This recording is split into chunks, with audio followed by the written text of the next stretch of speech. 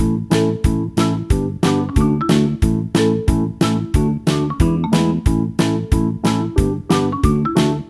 बच्चों, कैसे हैं आप सभी।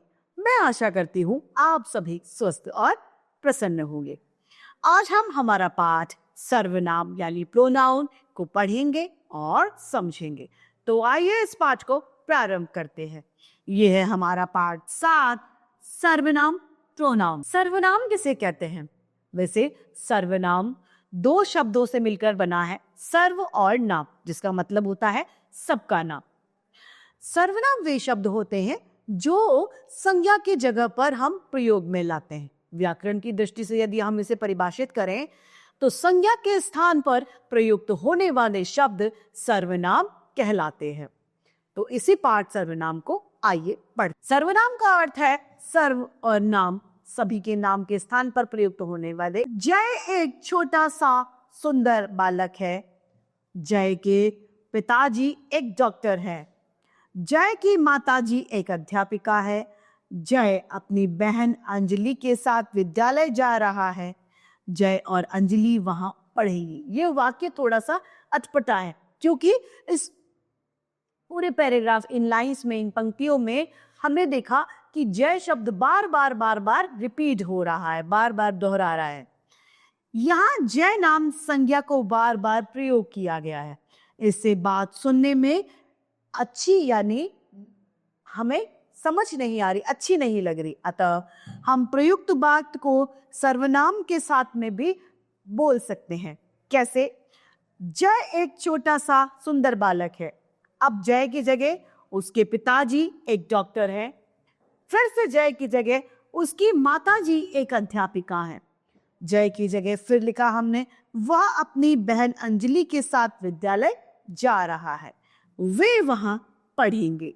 तो यहां पर हमने जय की जगह पर उसके, उसकी, वह, वे शब्द प्रयोग में लिए।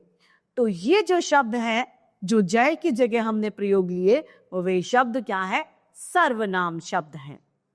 यहां जय व अंजलि नामों के स्थान पर उसके, उसकी, वह तथा वे शब्द प्रयोग हुए। ये शब्द सर्वनाम है।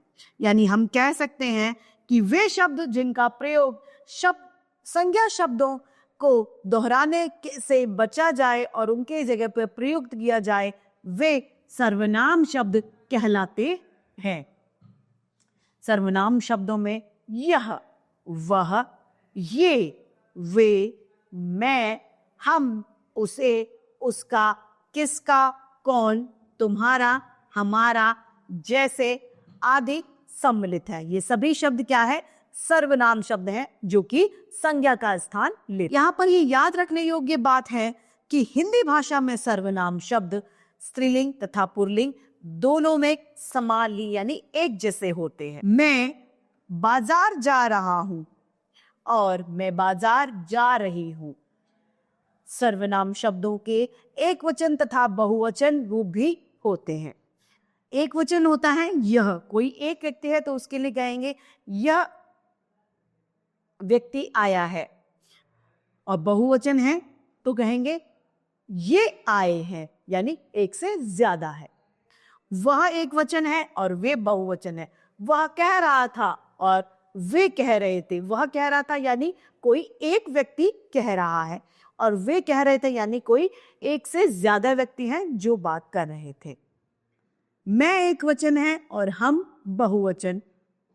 तू एक वचन है तथा तुम बहुवचन है। अब सर्वनाम के भेद। सर्वनाम को 6 भागों में बांटा गया है, यानी 6 भागों में वर्गीकृत किया गया है। पुरुषवाचक सर्वनाम, निश्चयवाचक सर्वनाम, अनिश्चयवाचक सर्वनाम, निश्चयवाचक सर्वनाम, अनिश्चयवाचक सर्वनाम, संबंधवाचक सर्वनाम, प्रश्नवाचक सर्वनाम, संकेतवाचक सर्वनाम।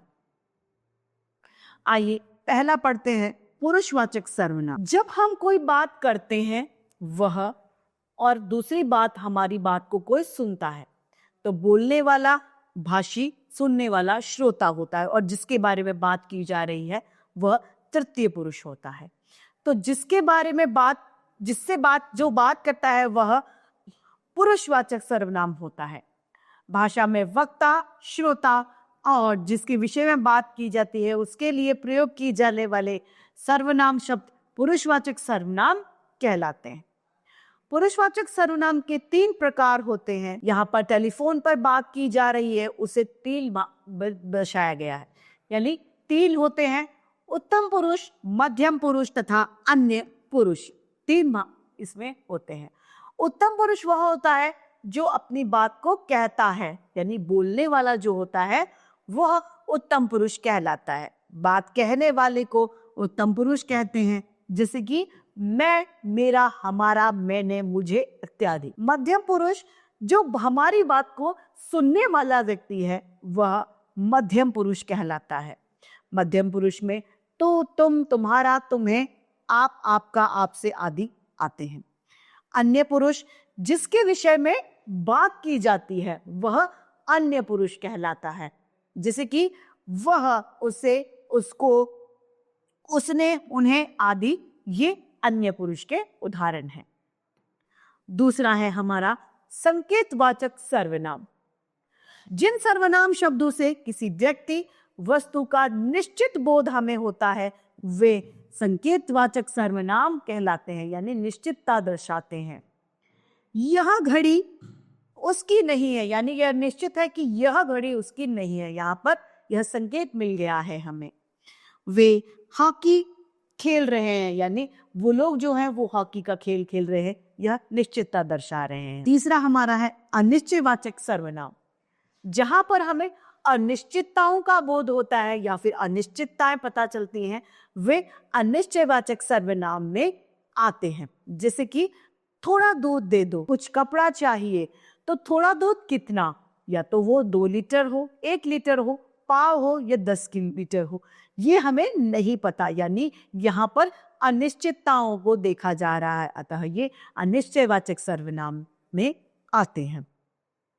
जिन सर्वनाम से किसी वस्तु या व्यक्ति का कोई निश्चित ना हो, अर्थात ठीक ठाक पता ना चले, उन्हें अनिश्चयवाचक सर्वनाम कहते हैं, जैसे कि बाहर कोई आया है, यह गिलास किसने तोड़ा, इसका उदाहरण। चौथा है संबंधवाचक सर्वनाम। इसके अंतर्गत एक क्रिया दूसरी क्रिया पर निर्भर रहती है, यह संबंधवाचक या फिर एक दूसरे से संबंध होता है, ये संबंधवाचक सर्वनाम कहलाते हैं। जिन सर्वनाम शब्द, संज्ञा तथा दूसरे सर्वनाम का परस्पर जोड़ते हैं उन्हें संबंधवाचक सर्वनाम कहलाते हैं, यानी ये संबंध जो है एक दूसरे से जुड़े होते हैं।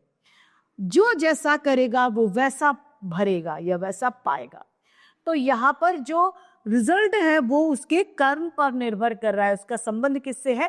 कर्म से उसका संबंध है, अतः जो जैसा करेगा वो वैसा भरेगा। वह वही व्यक्ति है जो कल आया था, तो जो कल आया था वो वह व्यक्ति है, तो एक दूसरे से संबंध है इनका, तो ये संबंधवाचक के उदाहरण हैं। यहाँ पर जो जैसा वह वैसा और वही जो यहाँ पर संबंधवाचक सर्वनाम है। अगला है हमारा प्रश्नवाचक सर्वनाम। जिन सर्वनाम शब्दों से किसी शब्द हमें प्रश्न का पता चलता है वे प्रश्नवाचक सर्वनाम कहलाते हैं, जहां हमें प्रश्न का बोध होता है, जैसे कि इतना ऊंचा कौन कूद सकता है, कौन आया था, क्या तुम खाना खाओगे, तुम्हारे पिताजी दफ्तर चले गए, ये सभी प्रश्नवाचक वाक्य हैं, प्रश्नवाचक सर्वनाम के उदाहरण हैं। कौन, क्या प्रश्नवाचक सर्वनाम के अंतर्गत आते हैं। अब है निजवाचक सर्वनाम। वे सर्वनाम शब्द जिनका प्रयोग हम स्वयं के लिए करते हैं वे निजवाचक सर्वनाम के उदाहरण होते हैं, जैसे कि मैं अपना काम स्वयं कर लूंगी, वह खुद बखुद समझदार है। यहाँ पर मैं अपना काम स्वयं और मैं अपना काम खुद या फिर वह खुद बखुद समझदार है, यहाँ पर ये शब्द अपने लिए प्रयोग में, जैसे कि मैं अपना बस्ता स्वयं लगाना चाहिए। आलोक ने यह चित्र अपने आप बनाया है, यहाँ पर स्वयं और अपने आप निजवाचक सर्वनाम है, ये निजवाचक सर्वनाम के उदाहरण हैं। तो इस तरीके से हमारा ये पाठ सर्वनाम समाप्त होता है। आइए इसे एक बार संक्षेप में दोहरा लेते हैं। संज्ञा के स्थान पर प्रयुक्त होने वाले शब्द सर्वनाम कहलाते हैं। सर्वनाम की 6 प्रकार होते हैं।